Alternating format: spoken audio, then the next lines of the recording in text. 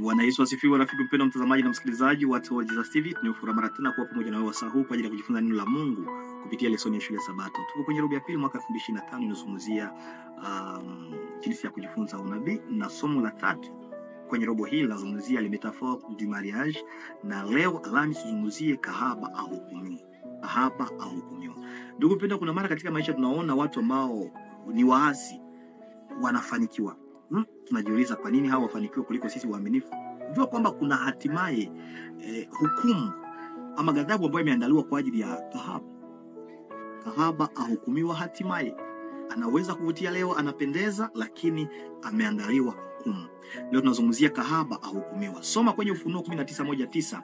Mambo mawili yanaadhimishwa kwa wakati mmoja: mwisho wa kahaba na ndoa ya Kristo na bibi harusi wake. Inawezekanaje kwamba matukio yote mawili kwa hakika ni udhihirisho wa tabia ya Mungu ya haki na upendo kwa wakati mmoja? Basi ukiongozwa na uaminifu na ukiongozwa na Roho Mtakatifu kwa uaminifu, soma na urudi hapa tusaidiwe tubarikiwe pamoja kwenye comments.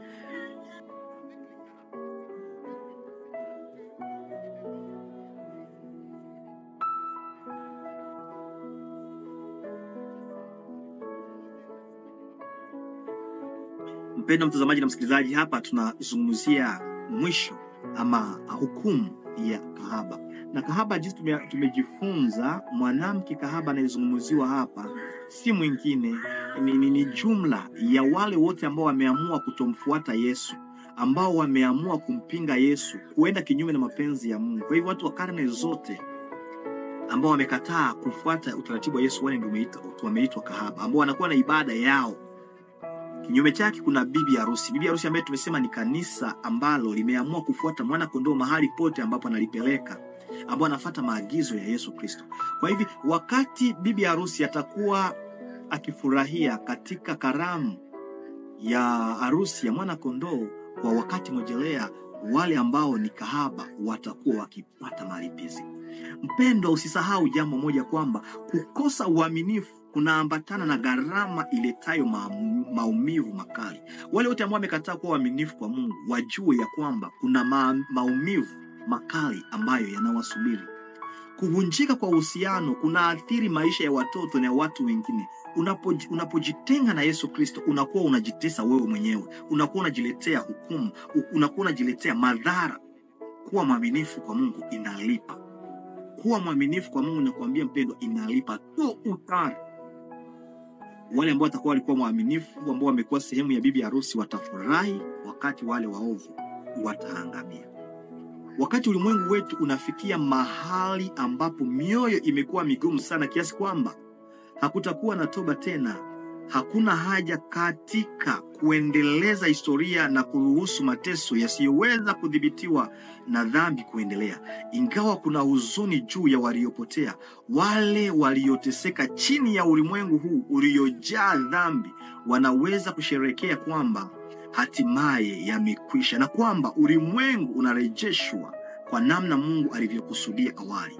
Wakati huu hakutakuwa na kumwacha Mungu, kwa sababu tumejifunza kwa njia ngumu kwamba Mungu alikuwa sahihi kuhusu uharibifu unaotokana na kujitenga naye.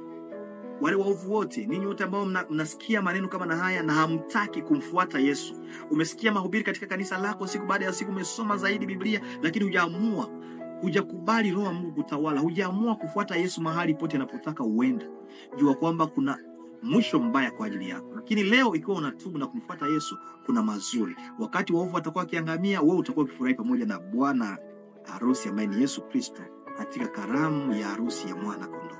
Unaposoma kwenye Ufunuo 11:1-4, hapa kuna taswira ya ndoa hapa ambayo ina maana mazuri. Soma Ufunuo 11:1-4. Taswira ya ndoa hapa ina maana gani, na kwa nini imejaa tumaini na ahadi? Uhakika wetu wa tumaini linalotolewa katika aya hizi ni upi? Hapa anasema Yerusalemu pia atashuka kama bibi harusi ambaye ameandaliwa kwa ajili ya harusi. Kwa hivi wakati Yesu atakuja pamoja na wana wake katika Yerusalemu pia, Wanasema hapo hakutakuwepo maumivu, hakutakuwepo kilio, mambo yote yatakuwa ni mazuri. Ndoa, muungano wa maisha, ni ishara ya muungano kati ya Kristo na kanisa lake. Roho ambayo Kristo anadhihirisha kwa kanisa ndiyo roho ambayo mume na mke anapaswa kudhihirisha kila mmoja kwa mwenzake. Huyo ni Ellen G. White kwenye Testimonies for the Church, gombo la 3 kurasa wa 7, gombo la 3 na la 7 kwenye kurasa wa 46.